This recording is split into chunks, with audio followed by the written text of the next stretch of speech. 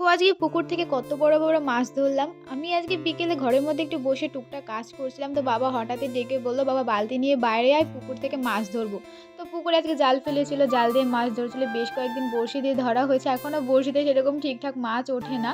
আমার না মাছ খাবার থেকে বেশি ভালো লাগে এরকম মাছগুলোকে ধরে নাড়াচাড়া করতে। তো ছোট ছোট মাছগুলোকে আমরা ছেড়ে দিচ্ছিলাম, কারণ এখনো এগুলো খাবার মতো হয়নি। আর বড় বড় মাছগুলোকে রেখে দিয়েছিলাম। আর এই যে দেখো কত বড় একটা তেলাপিয়া মাছ ধরেছি।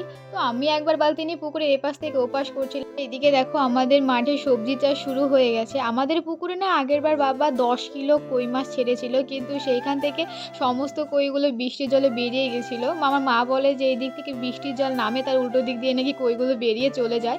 আর এদিকে দেখো দুটো তেলাপিয়ার কতগুলো কই ধরে ফেলেছি, আর বাদবাকি মাছগুলো সব ছেড়ে দিয়েছিলাম।